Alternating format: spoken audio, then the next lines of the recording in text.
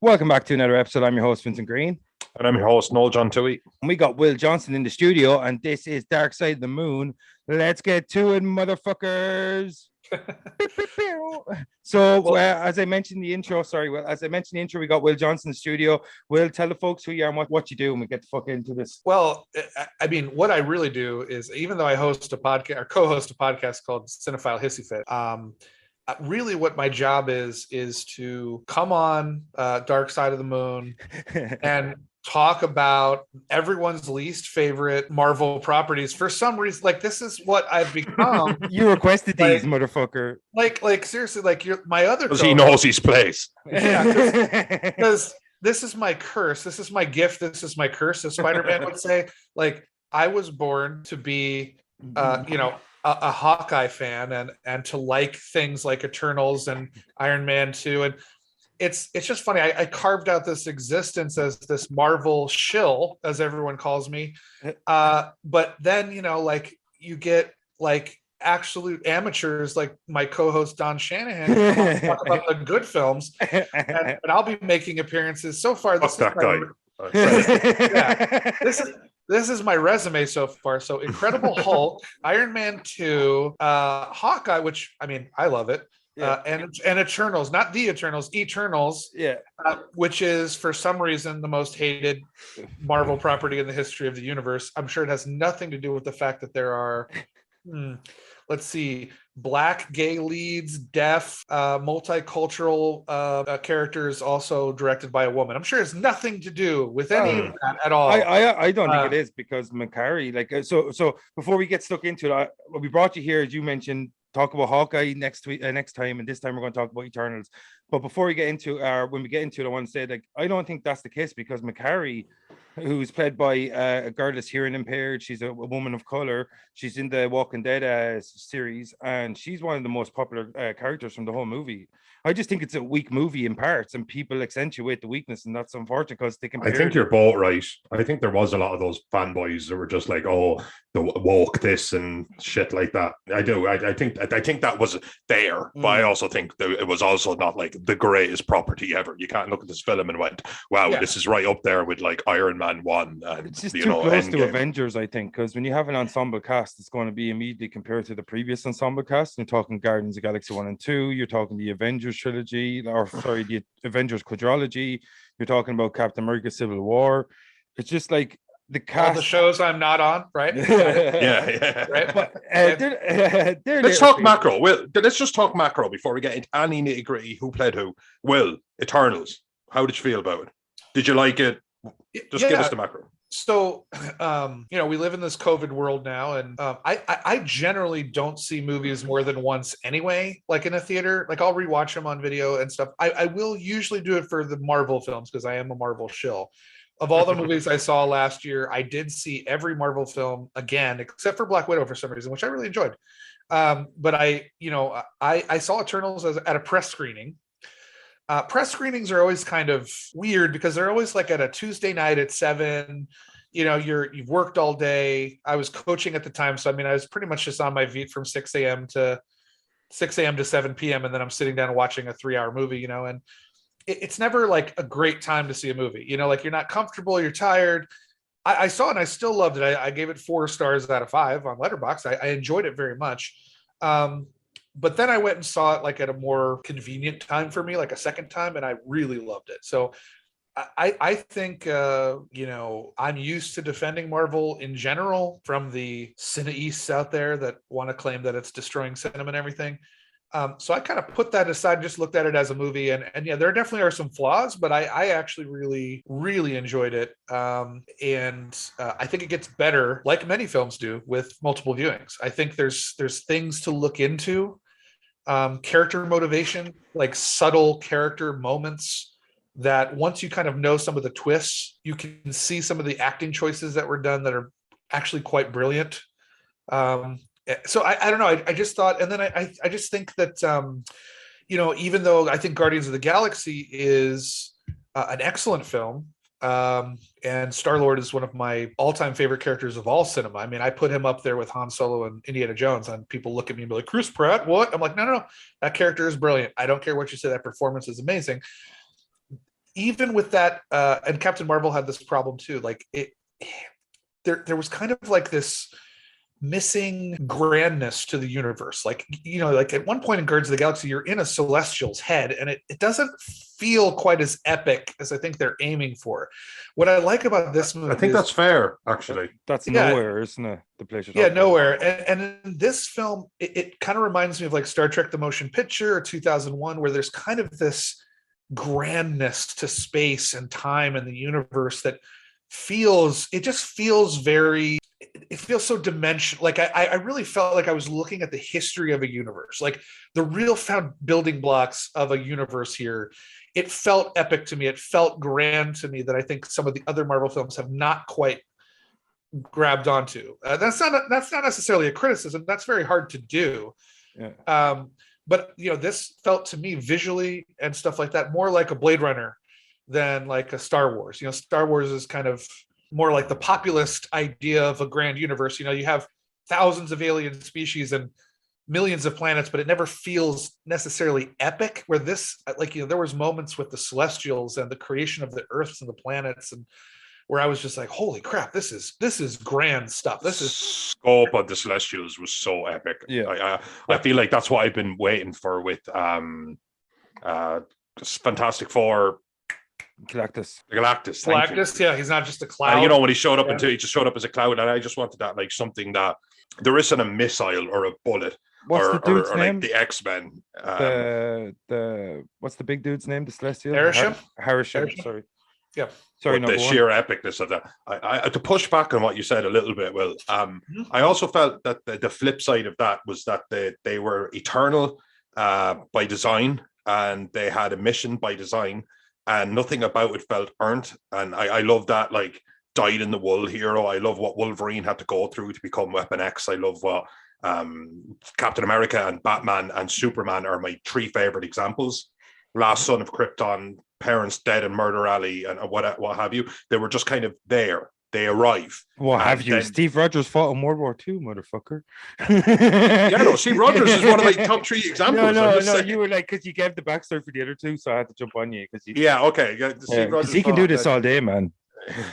See, if I can comment on that, I do think that is the strength of it, in my opinion, because what happens is I think that we have, this is what Marvel does so well, and this is what I think DC struggles with a little bit, is at least in the Zack Snyderverse, in terms of what we're talking about with Superman, having motivations and things like that. What I really like is that you have these characters that have this set expectation of what their lives should be, and that discovery that their lives, they don't realize that their lives are on a certain trajectory. They just kind of live their lives and do their thing. So when they find out, especially when Cersei finds out that they're basically just programmed robots. Only Ajax knows. It kind of, let me fix my sound here for a second. Sorry. Icarus knew for a long, long time. Oh, sorry. Yeah. So that, I like that, because then they have to really decide. It's almost kind of like a Commander Data kind of thing, from Star Trek, where it's like, they have to decide, like, am I just programming, or do I have like a personality or a mission? And I like that, because Cersei decides, no, I actually love humanity, like an Ajax, and this is why it's cool that, why you have someone like Kevin Feige in there. Like, they find a way to tie Thanos and the Snap once again, like they've done it with a lot of projects post in Endgame. They use that as motivation for why these heroes want to save the planet, and I think the fact that Icarus, and we're doing spoilers here, but the fact that Icarus wants to complete his mission, I like that he's almost like there's like blind faith, he's just like, hey, I might have been programmed to do this, but I also believe in this. So I see what you're saying, like, but I feel like it's totally earned in the switch, because they realize that they are programmed and that's not for them, and they want to switch that up. Oh no, they do. They push back against their original, but I thought that was probably the first time they got this identity. Oh, you know what I mean? They're right. They're got their, as I would say, God-given talents, but nobody. Well, kind of true. Yeah, I don't know what the closest thing you get to an actual God, in all fairness. Like, but they just kind of arrived and they had them. And but you're right. I have to take on board, and I have to walk back when you said, because they did go against what was essentially their prime directive when they were given it, and then they actually did have a decision to make. And in a really long life, it's probably the first decision that they're really truly making. And I do think there is an epicness to that. Yeah. And I thought Icarus was like.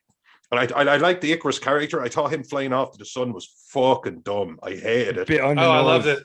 Bit on the nose. I loved it. I thought it was. Well, it's a bigger thing because it's a tad on the nose though. Definitely on the nose, and that's fine. But they kind of what's going to happen to fall into a lava pit is. Well, they kind of set that up a little bit. They make the on the nose part of it a little acceptable because they say that story Sprite of Icarus was created by Sprite in the first place. So it's and if we are believing in this programming and 1,000-year-old storytelling, I mean, that would seem like his destiny to be like, look, I fucked up, so I'm going to go fly into his sun.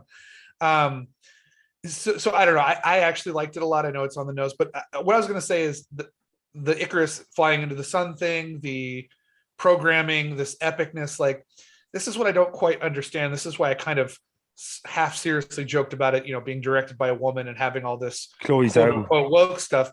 But the problem is, in a lot of the discourse about Marvel, and this is what I've always fought against, is that people say, well, it's not cinema because it's factory made storytelling. It's always the same thing over and over again, which we all know is completely not true in every facet, because if you look at just the selection of Marvel films, I mean, you can get so many different stories, so many different things. Yes, there are some third act issues that are repetitive sometimes, with, undercooked villains and stuff. But what I will say is this movie, like, and it does it effortlessly, in my opinion, solves all those criticisms, yet people still have a problem with it. That's what I don't understand. Like, characters actually die. Yeah. Icarus flies into the sun. Gilgamesh is killed. Ajax is killed. Ajax is killed in a nice twist that I didn't see coming. Sprite is changed forever into a human. Like, there's actual changes. There are actual ramifications, decisions that are made. Like, and I think those things exist in Marvel films anyway, and people just like to push them into a. Do you think a major issue is, like, when you look at all the things about Eternals, as you said, it's epic, it tells a tale that's like throughout 7,000 years of human history, all these things, it looks beautiful, you got real scale and scope of the Celestials, the world that come from, all these different things. It's just that the ensemble cast itself had very little chemistry between one another. Yes, that's the thing, is when I was seeing previews and set photos and promo photos of Icarus and Cersei, I mean, Gemma Chan and Richard Madden. I mean, those two people are sexy as hell, but that does not translate Richard on Madden. the screen. Yeah, like no, they're both. I mean, like, that's a Madden 22. I won't mind playing. That's what I'm saying. Is it's like when I saw like them together, and I was just like, man, you got some sexy people here. That's got to be fireworks. And yeah, they don't quite have that chemistry that really sells you. Like, it doesn't have that Zoe Saldana, Chris Pratt chemistry. Like, yeah, exactly. Sorry to interject, and I do apologize. Sure, but I thought the serious character was very serious, and the funny character was very funny, and the jaded young character was very. And I always thought that they were too stereotypical of all those kind of different things that you would have in a superhero team or what have you. It felt over the top and forced. It almost felt like stage directed, kind of, Tortured Soul versus, soldier to the very end and all this kind of stuff. So yeah, the chemistry was definitely up. That was a problem with Richard Madden, in Game of Thrones, with his love interest. I can't remember her name. It's been a couple of years since I've seen the 70s. It was Charlie Chaplin's granddaughter. I think that was an issue with them too. They kind of lacked chemistry as well. So maybe it's an issue with Richard Madden himself, that he tries to portray such a stoic nature in his characters that sometimes he forgets to be a bit warmer at times when it's necessary. Yeah, no, there are excellent scenes with Richard Madden in this movie when he's by himself. Like, for instance, when he when it's revealed that he killed Ajax, and he has that moment where he's screaming and the bolts are coming out. Was I supposed to watch this? Imagine, like, Richard Madden's in this movie. But like, Yeah, like I just, he has these great he might be one of these intense actors who still has to work on chemistry with other actors. I think there's scenes of him alone where he's excellent. There's amazing presence. Yeah, he's good presence. But I will say that even though the two leads, the romantic leads, don't have a great chemistry, I do think the other characters, even if they are fitting an archetype, come off much better. I think that you're talking about Druig and McCarry. Well, first, like Druig is my favorite of them because I really like him. I think he comes across really well. I like he's also very intense, and I like him. But then also the opposite of Richard Madden, because he is this kind of intense, punkish, like bad boy, right? But then like he has this very charming chemistry with McCarry that like I bought that. I was like, oh, Lauren I want more of this. Yeah, I want more of this. Like that was cool. That a stoic character. He was allowed to pine, and you can buy that. Druig, who makes an entrance better than Druig? Yeah, nobody makes an entrance better than Druig. Like every scene he's in, he owns it. Every. He's my favorite of them. Kumail Nanjiani is just hitting it out of the park. Kingo. I thought he was awful. Oh, hold on. Oh, sorry. Got a little message about upgrading. And then I thought that the Gilgamesh stuff was good. I mean, it is a little archetypal. Yeah. He's kind of like the eternal husband that must take care of, Athena. But his superpower is those like big Hulk hands that everyone used to always have. That guy's amazing as well. He's amazing. Yeah, but he pulled it off. I think the supporting cast makes up for that staginess. I think the unfortunate part is Gemma Chan and Richard Madden just don't have chemistry, and that's supposed to buoy the film. Yeah, not just them though. Yeah. Not just them. I thought the entirety of the cast, outside of a handful of people, lacked chemistry. Gilgamesh, sorry, and Athena and Tina lacked. It didn't look natural to me. The two of them didn't seem like they were so caring. They didn't. I don't know. There's like that. The way Tina was kind of like had whatever the Eternals version of kind of Alzheimer's was as well. You know what I mean? Like she didn't need. I don't think she needed that. You know what I mean? Like she was disconnected, trying to tether herself to someone. The intensity of the caring they're supposed to have for one another wasn't really conveyed as properly to me. Like at times it felt really good, but it just didn't really click. And it's not like Kumail Nanjiani. I didn't like him in this. I didn't like his powers, like the pew pew. Too close. I don't know why. Too close to a part of Icarus's powers. Icarus had the long range projectile weapon, and he was. It was cosmic powered, so I just didn't buy him. Infinite. I just didn't buy him. And all of a sudden, he had like obviously he could charge up a shot, but I don't know. He had like finger guns, man. Yeah, finger guns. Druid could control people's minds. Sprite could create really cool. Mass illusions. Sorry, I forget the name of the one that controls matter manipulation. Oh, Gemma Chan, Cersei. Gemma Chan, it's Cersei. She controls matter. And at the end, she's able to do it on a huge mass scale. Yeah. And then you had like finger guns, like gonna finger blast. Yeah, no, I just didn't buy him. Like when you like Barry Keoghan and Laura. He was the clown though. He was the jester. You know what I mean? He really was supposed to be the jester. Just the chemistry that they shared was the backbone of the movie. At times when there was really weak moments, the scenes they shared together, McCarry and Druig, really lifted it up. Like when McCarry attacks Icarus, like that's the first time in the entire movie that I felt stakes when she sees Druig getting taken over by Icarus, and she's just like like she just fucking goes straight for him.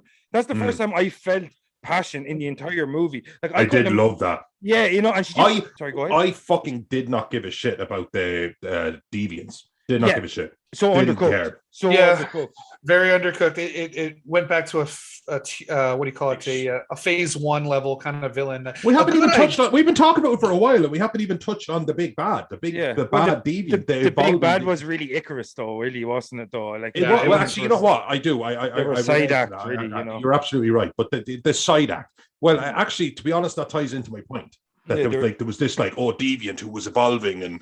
It turns out that the deviants were actually like a mistake by the same creators and all that. I didn't care. Man, the thing I have no investment in them at all. What they missed about the deviants was the actual similarities they shared with the Eternals themselves.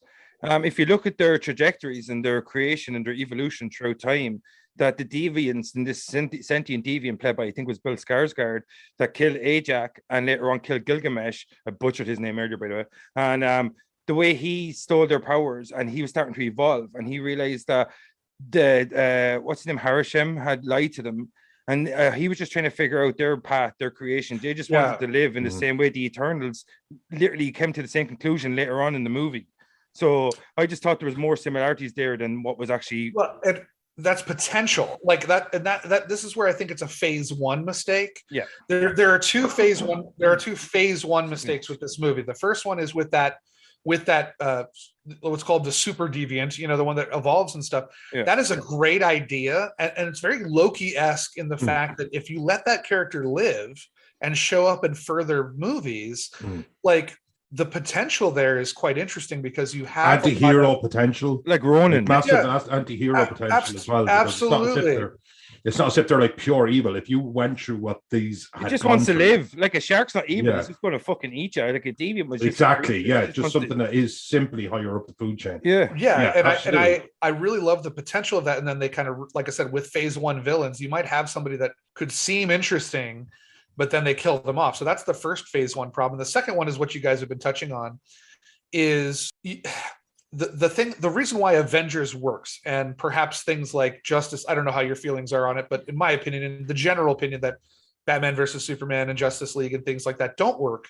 Snyder Cut was good. Snyder Cut was good, but that's it. That's about as much practice you're going to get. It's Man of Steel was awesome. It's good, relatively speaking. Shut up, Vinny. All right. So anyway, the point is, the point is that the reason why Avengers works, and it continues to work 14, 15 years later, is because they knew patience. They knew that what they had to do was give Thor a movie, give Captain America a movie, give Iron Man movies, like, don't give Hawkeye a movie, but give everybody else a movie. And what'll happen is when they get together, it won't have that awkwardness of trying to get to know 6 to 10 characters. And that is the second phase one flaw here, is that they didn't take their own advice and have patience with the Eternals. I think Eternals would have done a lot better in terms of an audience reception if they had sprinkled Eternal appearances throughout the other phases and were building up to them, so that you can at least get some level of comfort with them. Because when you're trying to introduce 10 characters, somebody's going to fall off. I think the film succeeds wildly despite that problem, because I think almost all the characters have effective moments at least once. I think that I touched upon it was something I thought earlier, and you walked right into it, and I thought remember when Kingo decides not to fight at all? Yes. I thought that was a really cool. I thought that was something that doesn't do. You're trying to take something that's obviously Eternals, like fighting deviants, superpowers. It's as fantastical as any film, really. Yeah. But in real life circumstances, that, like, look, men, I can't promise you're coming home. And if anyone wants to turn around, and I wouldn't blame you. And then everyone goes, sir, we're all just going to go into certain debt, even though this is clearly a 2-man job and we're absolutely not needed. They always do. And I love the fact that in real life, sometimes there is somebody who will go, guys, and he just turns around and goes, it's Icarus. You know what I mean? Like, we can't. He's it's like saying, like, come on, guys, we're going to get in, and we're going to get into a punch up with, like, prime Mike Tyson. And some people go, well, maybe you're lucky you have numbers and blah, blah, blah. And then one guy go, guys, it's Mike Tyson. Like, what are we even talking about here? No, that was awesome. And it's just the one person would do that. I actually like that.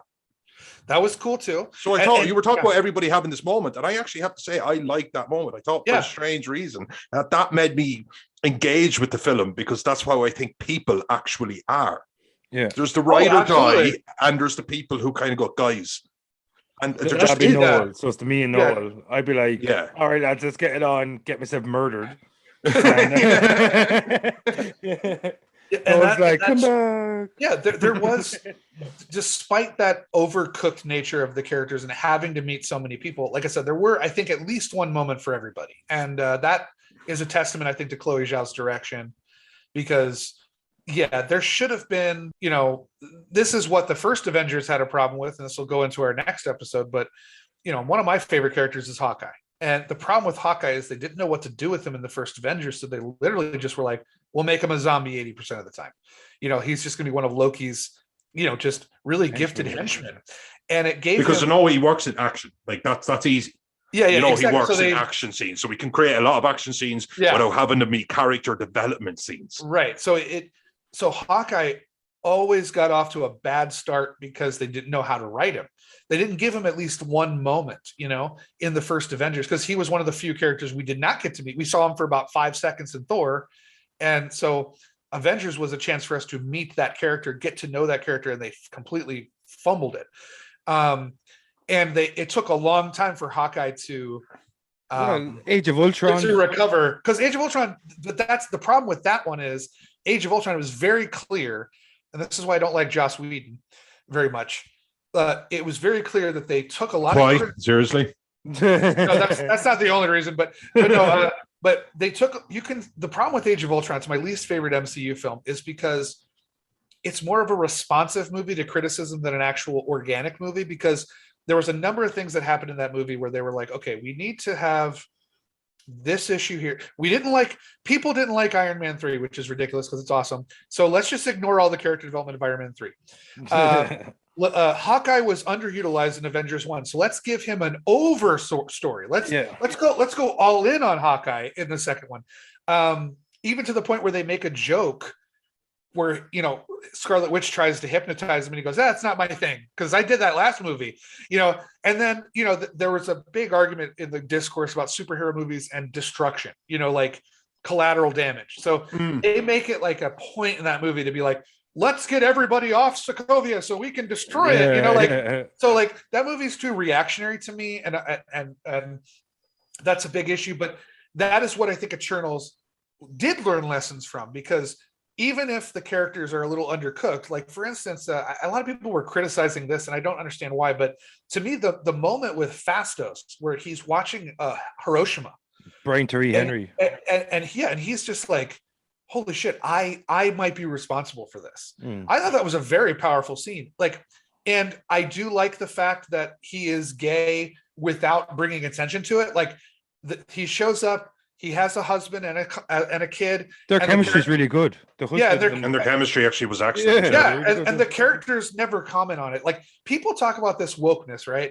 Like, I remember people after Endgame were just like, oh, well, you had to get the shot of the women all fighting together because it's woke. This movie brings no attention to any of its quote unquote woke elements. Like, gay couples being deaf. They exist. Like, they just, you know what I mean? Like, exist. gay people exist, and non-binary people exist, and exactly. And then they're just like, here's just like, we've walked into their house. Well, I think that's the best way. That's just it was excellently done. I think the best way to do it is the best way to do, because I think, like, when you have elements like that, it's like, I mean, you talked about before, Noel, it's like, I don't care if a dude is gay. It's like, you're with your dude. I want as much attention brought to that as a guy with a girl, because to me it's that normal. You know what I mean? Like, and that's what I like. And I hate rom-coms. Yeah, I hate anything. I hate romantic films. I absolutely fucking hate them. So fair enough. We're trying to build a story around someone who has a wife. Hawkeye. He has a wife and he has the kids, and you know, he's constantly worried. He's constantly and then fine, cool, because that's the thing. That's you have a daughter, you have a wife, and that's cool. But like, now action. I know the stakes. I know I don't like delve into it, and I'm proud of my husband. And then like, again, I've no issue with it, but I'm not here for it. I'll go to the march, but I'm not here in the cinema for it. And I don't think it's too blatant. I think if this was truly a woke film, like, there would have been more of that, like, you know, Icarus going, oh, I didn't know you were gay, and it's like, yes, it's very acceptable now in the 21st century to be gay. And then they go on about gay politics for 10 minutes where they bring attention to it. I actually think the fact that it is more natural, so natural and organic. I'd be like, 5,000 years. 5,000 years I've known you. I know we haven't spoken a century or two, but bitch, we're 5,000 years old. I'm feeling a bit hurt here, I'm not gonna lie. But I think when people say about forced wokeness or whatever, like, you know what I mean, and I don't like forced wokeness and shit like that. But when you look at Eternals, you have to look at the backgrounds of these characters. A lot of these characters are based in mythologies and lore from all around the world. So you have to have got multiple ethnicities in it, because you have Druig, who's based in Irish lore. You have a Sprite, who's like a fairy or something like that. So, and you have like Icarus from Greek lore. You have Cersei, I think must be from I think she was recast though, wasn't she? Like Gemma Chan's character, is she Asian in the comic books? Because I've never read I don't know, dude. I don't think so. Yeah, I think Gilgamesh was the first king. Yeah. So Gilgamesh, that's from Asian mythology. You got Kingu, that's from Indian mythology, I think, or he's Pakistani. Sorry, Kamal Nanjiani. So you have these the mythologies that are based all around the world. So it only makes sense. Like they say forced wokeness, and in like 10 years ago they'd be like whitewashing. Like people have to understand, like you have to fucking, there has to be a middle ground where you're actually satisfied with the product that's been given to you. And it makes perfect sense to have all these characters be from different ethnicities, because they're all based in different mythologies around the world. Because 10 years ago you would have had a cast that was mostly white people, and people would have been in uproar about it. And now that it's a cast that's feature loads of people from different races, they're in uproar about it again. So when these motherfuckers ever going to be happy, you know? Well, yeah, and this brings up an interesting point I wanted to talk to you guys about, if I could steer in a different direction for a minute. You know, another thing that was a criticism of this, which even in the year it was released doesn't make sense, is people were like, well, no one knows who the Eternals are, so why would people go see it? You know, and that is proven wrong instantly by Shang-Chi, because Shang-Chi is a very, very deep cut Marvel character. Guardians of the Galaxy weren't all that big. Well, Guardians, they really weren't.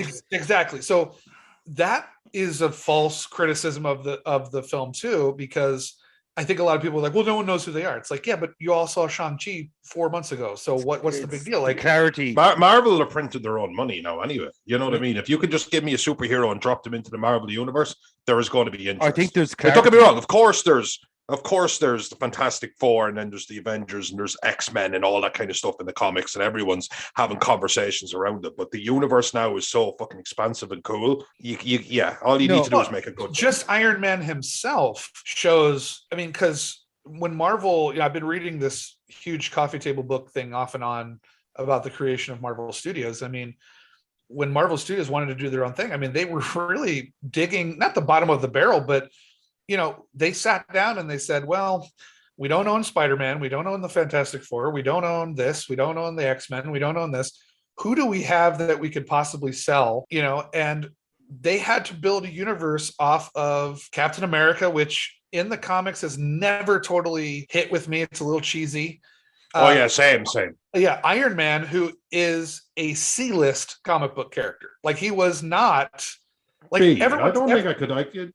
B-list. No, maybe not A, but Iron Man. He's an Avenger. He has to be B-list at the very. No, he was not a household. I mean, I guarantee you, 15 years ago, my mom might have heard of Captain America just because it's kind of got that iconography of it, that World War II-ism. It's been around for so long.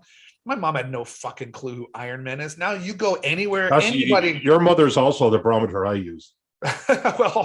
Well, good luck, because she passed, unfortunately. So you have I stand by what I said. What I said.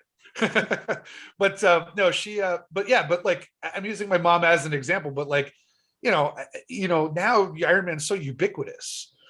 But when it started, I mean, Iron Man was a huge gamble. Like, that was, everyone was like, how we're going to make $800 million off of Iron Man.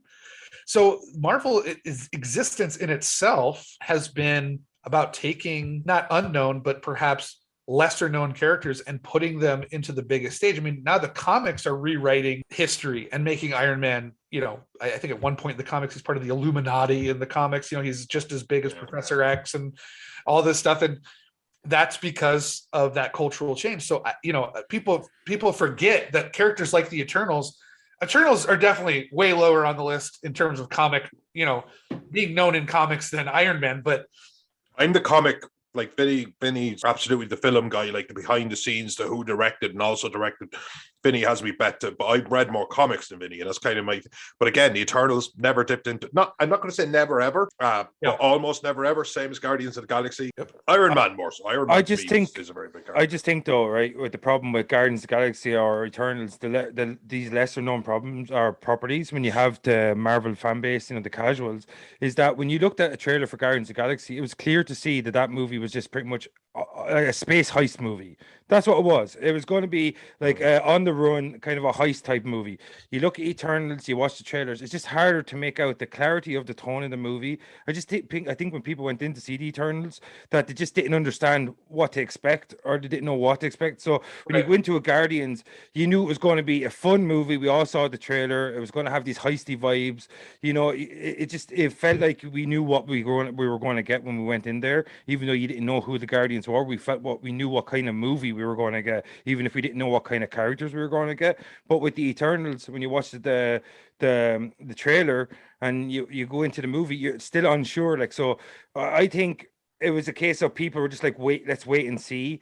And then they were just kind of sitting on the fence for so long that they might have actually forgot to actually enjoy the good elements of the movie, because there's a lot of good stuff at the start, the scene where Druig leaves and when he can't watch it's a great scene, beautiful too. Yeah, I'm surprised. I honestly am surprised. I've just accepted the fate that Marvel is hardly ever going to get major award contention for certain things, but I mean, the cinematography in this movie is beautiful, is gorgeous, and the fact that it wasn't even given a shortlist, I don't think, by the Academy is a little shocking to me, because I think this is why there's inherently problems with the Academy Awards, is because people were like, well, people didn't like that movie, so why would we nominate it?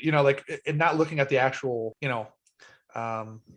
elements of it that are successful. I think Eternals is one of the most gorgeous looking MCU movies.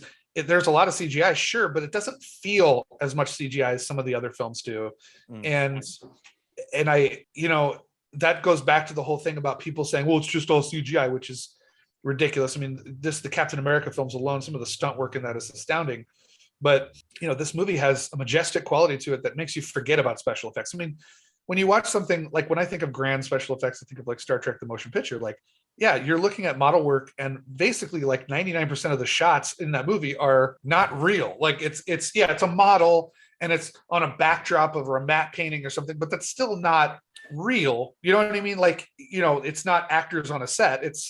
You're using your imagination to suspension of disbelief. And this film had more of that. I mean, because there's sometimes when characters are a little weightless in CGI, they've gotten better at it. But I was watching Vinny's favorite movie, Blade 2, the other day. I love that movie. And there's the scene where Blade fights essentially somebody from the Hellboy movie in the beginning, with all the swords and stuff.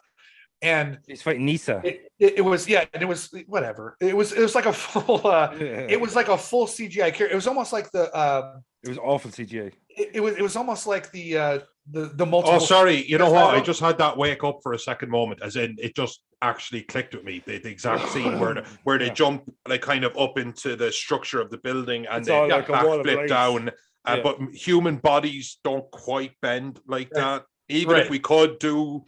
Yeah. Even if we could jump 100 feet, we wouldn't jump 100 feet. It was abysmal. And I watched that in 2002 or whatever the hell it was. Yeah, exactly. And same thing with the multiple Smith fight in Matrix Reloaded, where they were just kind of, I liked the idea of it. And it was kind of like, I'm suspending my disbelief enough, but you could tell there was something a little wonky with it. Marvel and big studios have gotten better with it. I think of Thor Ragnarok when he's fighting on the Rainbow Bridge to Led Zeppelin. That looks pretty good, despite the fact that he's full of electricity and he's jumping all over the place. And it's better. It's better than Blade 2, is what I'm saying. It's fantastic. Noah was singing. He wasn't saying he was singing. Yeah. But it's an immigrant song, isn't it?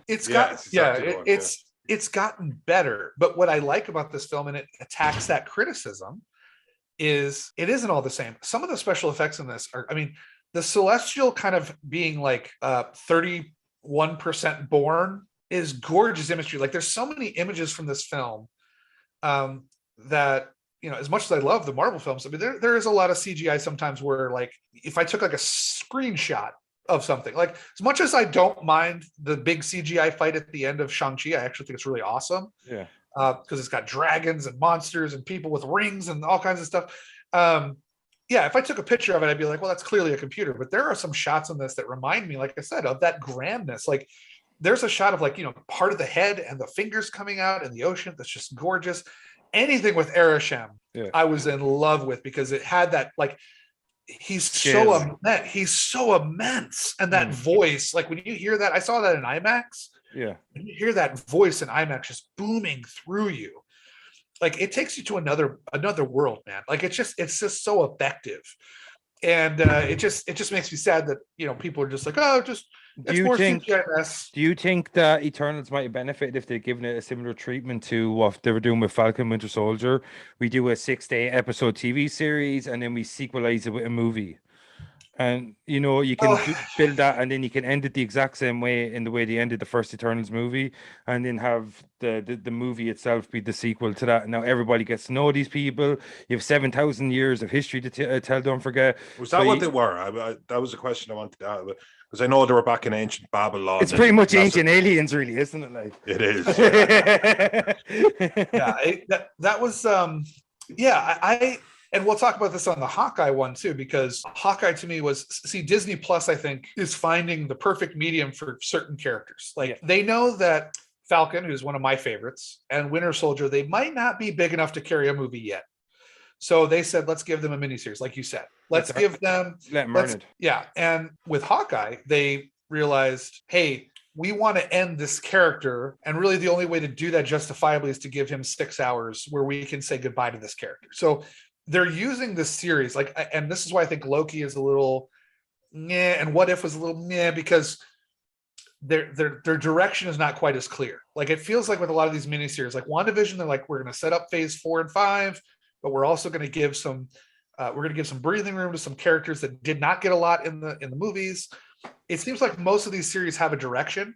So I think, Eternals would definitely have benefited from, even if they didn't make a sequel, to with a movie. They're obviously spending. I mean, WandaVision cost $180 million. So is that the math? It was 25 or something an episode.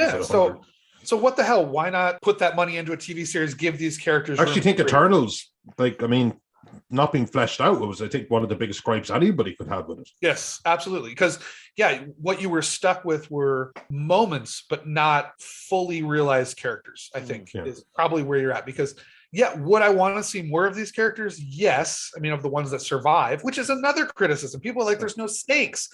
How many people die in this movie? And actually, that's the thing. It didn't seem to set itself up for, like, expand into this, like, new Avengers. It actually killed off its main characters, which is, if I was forced to go to war for this film and, like, gun to my head, say, tell me it's the best film in the world ever, or a shoot, I would say I thought it was excellent how they actually were actually willing to kill off their main cast instead of bleed them for everything there was worth. Ergo, making me think that, because again, Captain America films, I love them, but if he was in a safe and the oxygen was running out and the only thing getting in was acid, and I don't know, he's getting out. That's all I know. He's getting out. I can't think of the physics of how he would do it, but he would do it. But this, you had the stakes that, as actually some of these main characters are going to die.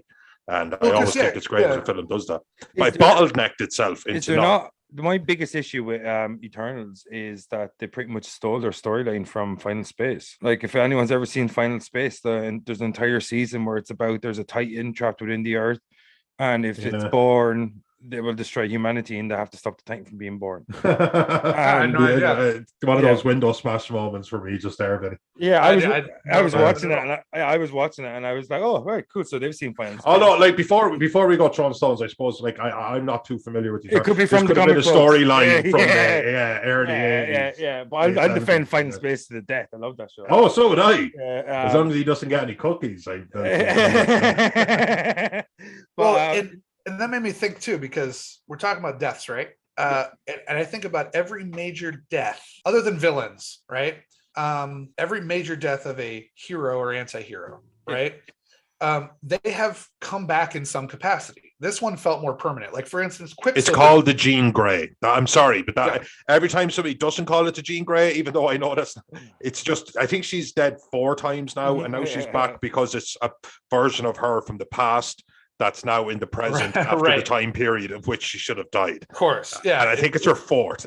So it's the Jean Grey, And even in the MCU, though, Quicksilver dies in Age of Ultron, but they still kind of bring him back in WandaVision, right? Vision dies in Infinity War, but now you've got, not only do you have the WandaVision Vision that came back in WandaVision, but you also have the White Vision, which comes from his body. So Vision is still technically kind of alive. Oh yeah, you know, like, and that Vision could learn to be Vision. You know, he could take on the emotional capacities, right? And the Paul Bethanys of fucking. It kind of reminded me of Star Trek Nemesis, where they didn't have the balls to really kill Data, because what happens is they kill Data. It's emotional, and you're like, holy shit, they killed Data.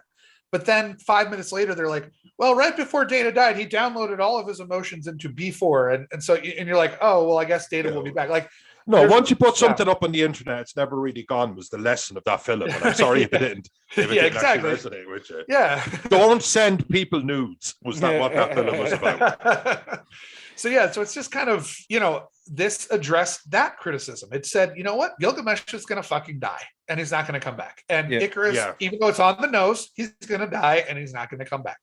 Like it really, and Sprite will not be the same as she was. Well, they had to do that. She doesn't have any power now, does she? No, I think that was just a logistics thing, because we're like, in case we have a sequel, this actor is going to age, so we're going to have to make her human by the end of the movie to keep her character relevant. Sure. But does she have her illusion powers? I can't remember. No, she's just human. No, she's just a kid. Yeah, so she can be in it, but she can't. Well, she could be like Overwatch or something. She could be on the computer, the person. Yeah. Oracle. That reminds me, there's one character we haven't talked about yet, and I want to get your take on it, because I was very skeptical, because the character, I just call him Jon Snow at this point.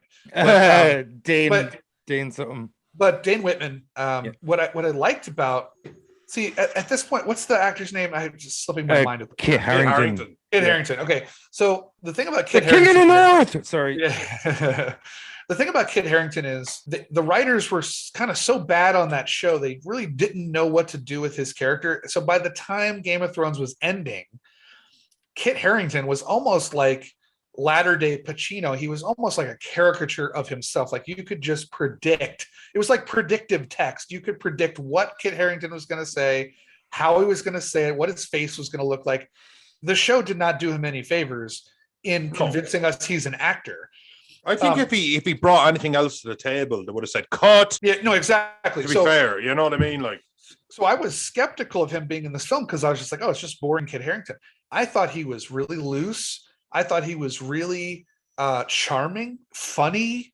Like, he was the biggest surprise for me in the movie, because I was like, oh, Kit Harrington is actually kind of fun. Like, he's not just kind of miserable and dirty all the time. Like, he's actually got a funny sense of humor, and he's got jokes, and I'm actually excited to see his character, because they do hint at the end. Because you're in love. Because you see Blade. Well, of course. I mean, I am. I mean, Richard Madden and Kit Harrington, I just can't get enough. But no, but then they set up the idea that Blade is involved now in the universe. And that made me excited. So that was kind of like my biggest surprise of the film, is that he's the Black Knight, isn't he? Dane Whitman. The Black Knight, yeah. And I was kind of actually they opened up a lot of doorways. That was some clever shit. God, Marvel are great at that. When you say great at that. Will, when you mentioned earlier on that Marvel made some Phase 1 errors in this movie, they kind of made a Phase 4 correction with the Dane Whitman character, because that is a later Marvel move. We're going to bring in a top level actor like Kit Harrington, even if he's not quality in terms of his acting abilities. His name is top level because of Game of Thrones. We bring him in, we're going to give him a tiny bit part, and then we're going to hint at his greater involvement at the end of the movie, because he's obviously going to be in Blade, and that's Marvel Phase 4 mentality. Well, that brings up the other character reveal. What did you guys think of Eros, the brother of Thanos, played by Harry Styles? I hated it personally. I hated it too. I don't see. Of course. Oh God. Yeah, I just don't. I hate it. If you see the comic book pictures, I understand why they might pick him, because he looks similar to the character. But Harry Styles, even though he was decent in Dunkirk, directed by Christopher Nolan, but like, I just think Dunkirk's a great movie. But I just think that like, when you have this is the problem Eternals did that most Marvel movies don't make. Where you Had look at problems Eternals did. Oh, sorry. Ugh. Well, it did. The problems they did. Does that not make sense? No. The problem the Turtles did. Yeah. You happy with that? No. Anyway, but the problems the Turtles made, but the mistakes it made was in its casting was that they kind of just did the DC approach where you hire a load of well-known people and we hope they kind of mesh. Whereas you have like an Angelina Jolie, you have a Salma Hayek, you have like a Richard Madden, Kate Harrington. Like you even have a Kamal Nanjiani, and then you have like a Harry Styles as the big reveal, the button scene at the end. And I just think that it's a symptomatic issue with this movie is that instead of going for the right casting, they might have just gone for the easy casting. Yes, I think that might be an issue. Yeah, and that's something that is scaring me about some of my Marvel friends that are so excited about the prospect of Tom Cruise showing up as an Iron Man variant. Makes sense. Just like he already got the part. I know, but to me that seems more stunty than act. Like Marvel has done a pretty good job. I mean, obviously they've had to recast a couple of characters, and we've had this discussion on prior episodes where like I know that you like Terrence Howard more than Don Cheadle, and 100%. And for whatever reason, me and Don and you disagreed about who's a better actor, Mark Ruffalo or what's his face, but Ed Norton's a better actor, but Mark Ruffalo's false in every possible way. Oh my God, suck a Marvel dick, you Marvel's chill. he was in a fucking anyway. Okay, the point is they have mostly, like you said, even from the origins of hiring Robert Downey Jr., they have gone with primarily the best casting, like you said. Yeah. And I'm worried about the stunt casting of stuff like that. That's what worries me because nothing takes me out of, like I love Kenneth Branagh, right? Yeah. Kenneth Branagh, fantastic director. I've always loved all of his films, or most of them anyway. Yeah. And, the problem is that when he got so big, he would do a lot of stunt casting where he would put people in especially his Shakespearean movies that do not belong in a Shakespeare movie. I'm sorry. Yeah. Jack Lemmon's one of my all-time favorite actors, but his appearance in Hamlet is atrocious. And it was mainly because it was like, hey, I get to work with Jack Lemmon. It wasn't like, does Jack Lemmon fit this role? Does Jack Lemmon's acting style, lend itself to Shakespearean language? Same thing with Keanu Reeves in Much Ado About Nothing. Or in Dracula. Or in Dracula. Yeah, exactly. Like, it's kind of like, go to the actor's strengths, right? Yeah. And this is where we might disagree a little bit on Ed Norton and Mark Ruffalo. To me, Mark Ruffalo is a more three-dimensional actor in the fact that you can see him in certain roles and hate him, just like you can hate Ed Norton in pretty much anything he does because he's a dick. Yeah. But Ruffalo also has that softness, and I think they needed to redo that for Bruce Banner. I think the Harry Styles thing, I hope, is an aberration and not a sign of things to come. Yeah.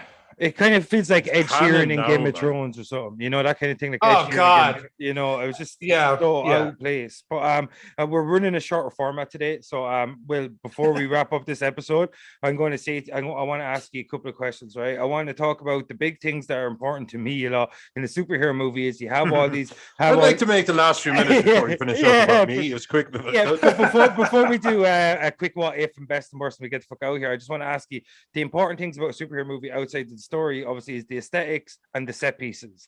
So do you think Eternals, will throw it to you first, Will, and then I'll throw it to you, Noel, and then we do whatever the fuck. So do you think the big set pieces, the action set pieces in Eternals lived up to the same that we've had in previous Marvel movies? And what did you make of the suits is a question I love asking people. Okay, so if we're talking, I already talked previously about how I like the epicness of a lot of it, but that's not a set piece. Those are more just building the universe. So in terms of the action itself, a little underwhelming. I did like the Makari action a lot. I think some of it is not established enough that it's a little confusing, and this is also the second movie in the MCU in that year of release in which someone is stabbed potentially fatally in the back and then just goes, I'm okay. Yeah. And you're like, what the fuck? Yeah. What happened? Like, it's confusing. Some of the action is a little confusing. None of your vitals are anywhere accessible through your back. Everyone knows that. Good thing you weren't stabbed through the foot. Reflexology, bitch. That's what they call Achilles. Yeah, exactly. I'll give it. But it's I like the opening action sequence because it establishes their powers, even if some of them are a little weird, like the finger guns.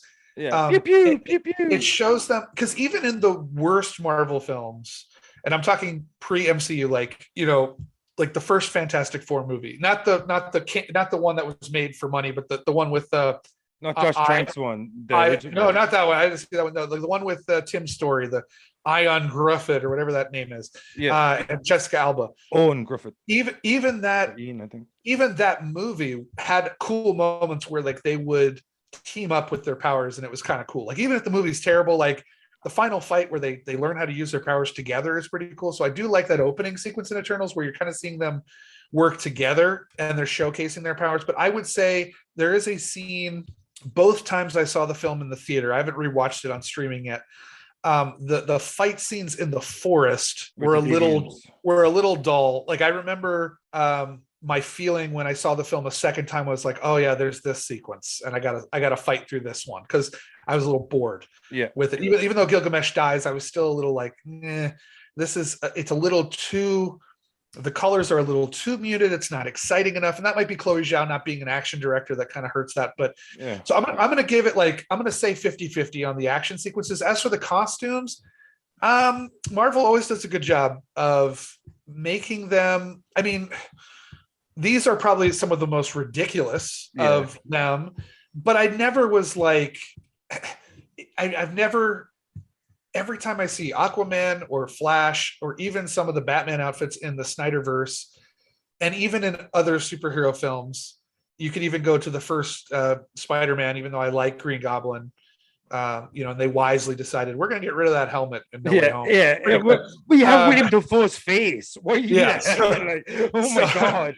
William Dafoe owned that movie, by the way. He owned it. Oh, of course. But, I think the costumes are probably more of the ridiculous ones, but I think they learned their lessons from Thor and stuff, where you can make it ridiculous as long as A, you don't take it too seriously, and B, you don't think about it too much either. Like it's you don't mention it too much or anything. Yeah, like it's not like, hey, this part of like the reason why I love the Ant-Man outfit so much is because kind of that character's power is involved in the outfit. Like the helmet protects you from your brain going crazy, and you've got the little PIM particles in the arms, and you got different buttons, and that's like an avionic jumpsuit. Exactly. And it's the functionality of the costume plays into it, and it doesn't look ridiculous. It looks like something like, seriously, like when you look at things people make, for like going into space and shit, like it's going to look a little bulky and weird. And that's why I like the PIM tech stuff, because it feels more realistic than perhaps the Stark tech. Yeah.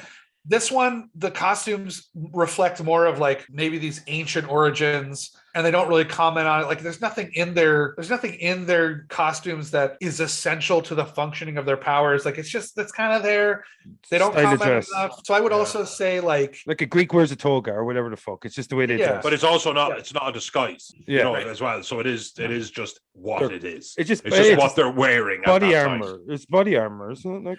Yeah, and that's actually one of my only criticisms of Hawkeye, which we'll talk about, is that they clearly made the Ronin outfit for Hawkeye.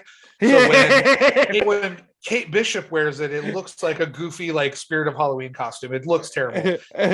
So it is all about, and they fit into their costumes. I mean, I am a little mad that Kumail Nanjiani got so fucking jacked for this movie, and they never show him with his shirt off. I think they all fit in their costumes, so they don't look weird in them. So I'm gonna go success on the costumes. Yeah. How about you, Noel? Set pieces and aesthetics. Set pieces, I probably would overall give it a negative, because I'm kind of spoiler alerting myself with the best and worst, because I just thought that the just don't deviants were just didn't give a shit about any of it. Yeah. So I the set pieces only, again, when Will touched upon it, when they finally attack Icarus, that was just like, whoa, this 7,000-year-old family, for all its trials and tribulations, are now turning on each other because there's a mission and it's the end game and what have you. And I love that. But again, everything that built up to it, I didn't care if they killed no deviants or killed 1,000 deviants.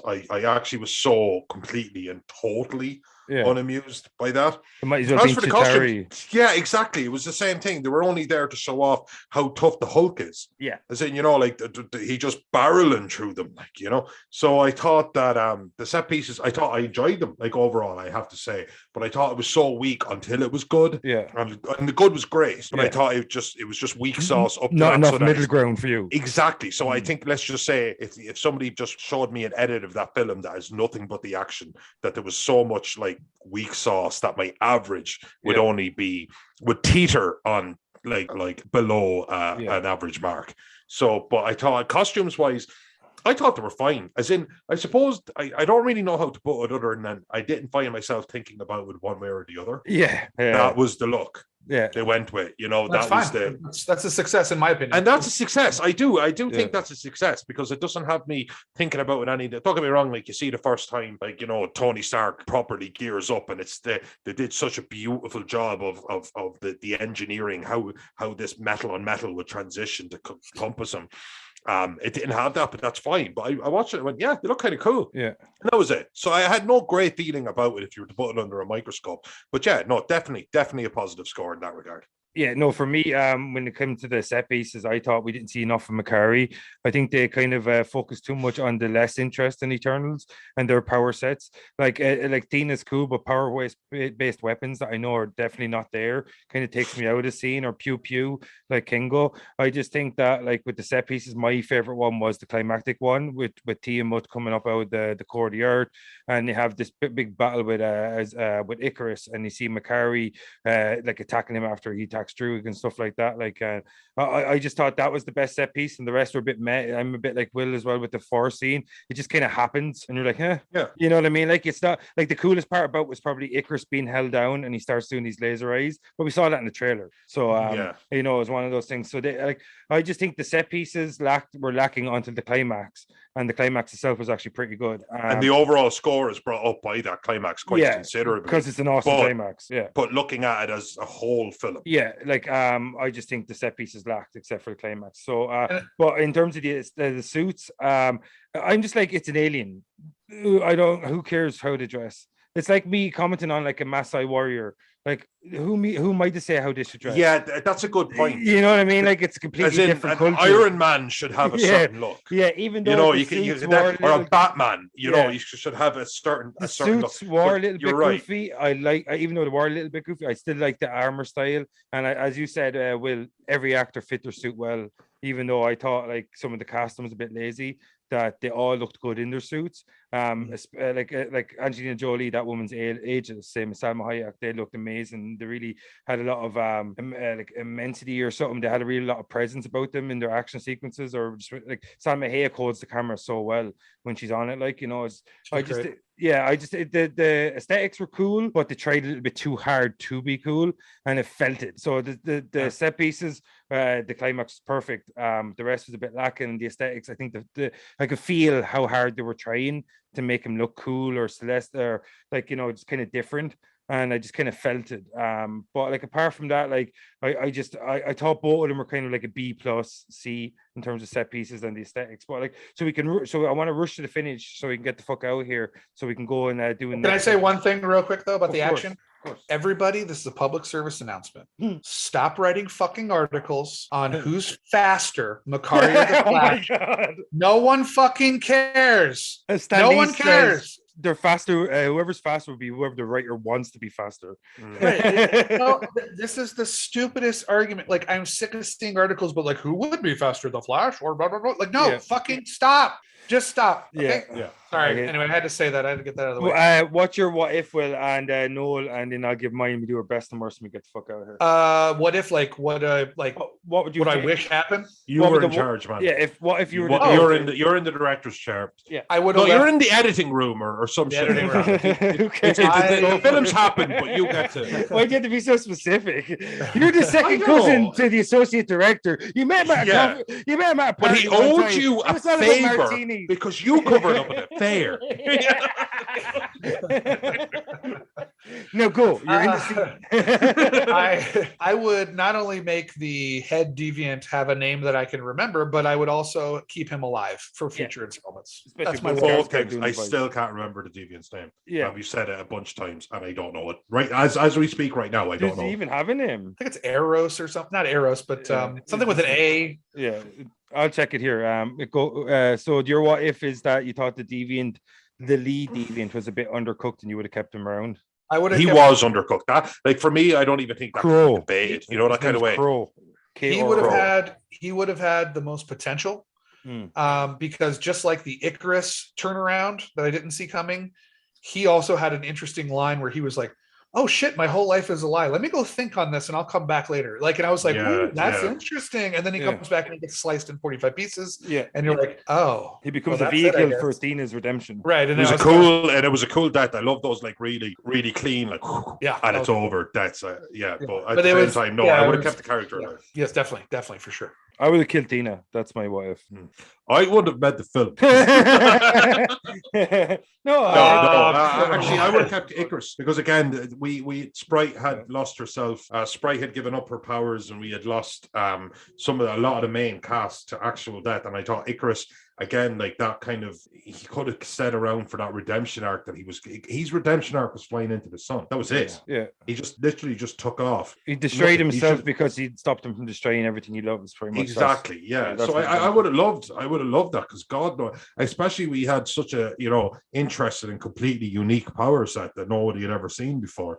Like flight and shooting like heat from his eyes. I mean, fantastic. Yeah, he was Superman like. yeah. But no, at the same time, maybe I would have changed that. But again, I just thought that I know, actually, to be honest with you, if you read the comics, deviance is such a huge part of it that you couldn't have not done it. So maybe try to make the deviants more interesting, just more interesting.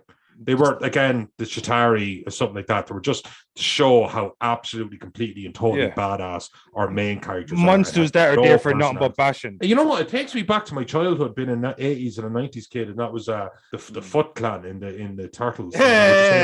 Whatever, the 89,000 of them show up. They were pissed out of the hand, though, Daredevil. They had this, they had this.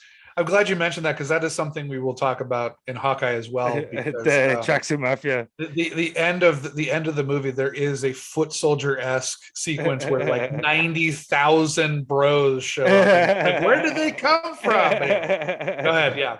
But my what if, as I touched on, was that I would have killed off Tina. I thought Angelina Jolie looked out of place in the role, even though she always looks so majestic. She's a magnificent actor. She's great presence. All this. But I think you could have killed her. You could have actually had her sacrifice herself in the redemption arc or some shit like that. Kill her off. Really focus on the strengths. Come the sequel. That'd be Macari and Druig. Kamal and Johnny's just there for fucking laughs. Like I just, that's literally what he is. He's just comedic relief. So that's why I can see them keeping him around. Like, but like I'm like kind of like they made that dude put on a shit ton of muscle just to tell jokes that he could have done without all that muscle because he's a pretty funny dude. You know what I mean? Well, yeah, he has the best line in the movie, which I want to get on a shirt, which is there's like a pause and he goes, "Druig sucks." Like, I love that line. I think it's hilarious. Yeah. Well, so my what if was I would have killed Tina, and I if I can have a little bit of a twofer, that I would have focused my attention on more interesting characters because there's characters there that I thought like Macari doesn't come into it till like the second half of the movie. She's so interesting. She owns every scene she's in. Her and Druig, like her and Barry Keoghan, Lauren Ridloff, like they Druig had instant gravity. Oh man, nobody else did. That scene where he walks through, gravity takes over everyone's mind. That actor is the only good thing about the Green Knight. So the Green Knight, personally, which I hate. Long also. Movie. Yeah, that's such a fucking long It's movie. not a long movie. It's only like an hour and 48 minutes. It feels long becomes relative sometimes, man. It feels eternal. Long, that kind of way. Like, it's like it's a long movie. I just made an eternal joke and it made Noel leave. But I just think like I would have focused my attention instead of if I wanted to abandon Tina, I was like killing her. My what if would be I would have focused my attention on the more more interesting characters that I felt like they should have had more screen time, like Macari, Druig. I would have liked to see a bit more of Dane Whitman as well, because we don't really see much of him at all in the movie. He's kind of in the beginning and he kind of shows back up at the end, like a total simp.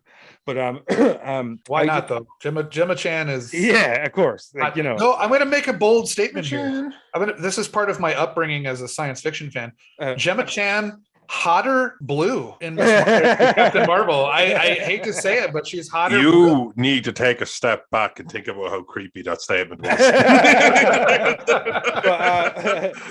So before we get the fuck out of here, Will, what's your best and worst? And Noel, what's your best and worst? And then I'll say mine in the middle. I'll keep it snappy.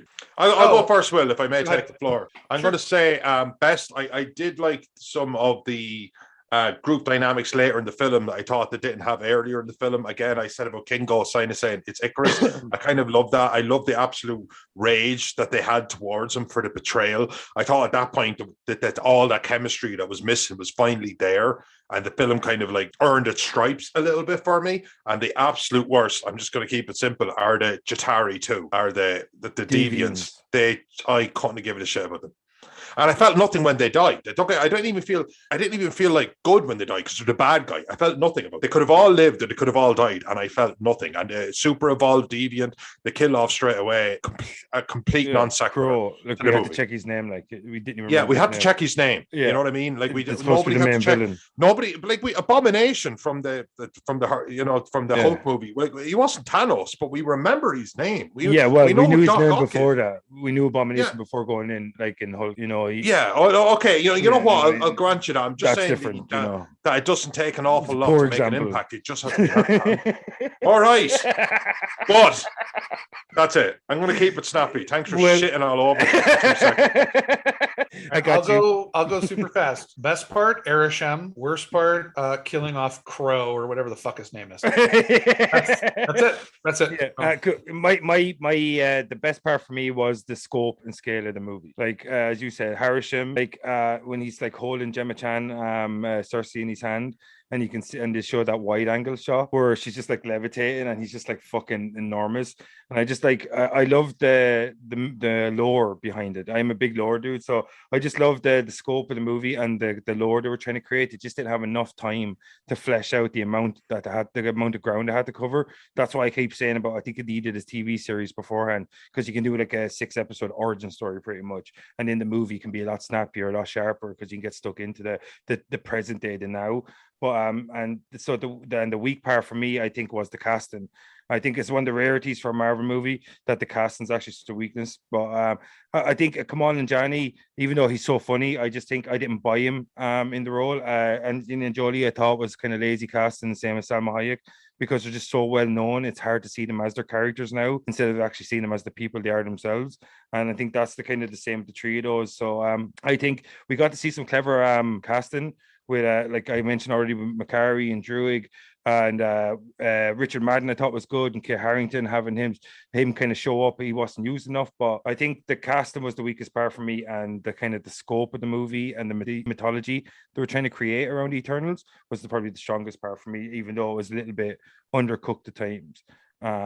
So that's pretty much my best and worst. We get the fuck out here, dudes, and we start talking about a bit of Hawkeye. Hey, Hawkeye said no one ever but me. So yeah, we get the fuck out here. So all right, folks, this is Dark Side of the Moon. I'm your host, Vincent Green, and I'm your host, Noel John Toohey, and that was Will Johnson, and that was Eternals. We see you next time, motherfuckers. Peace.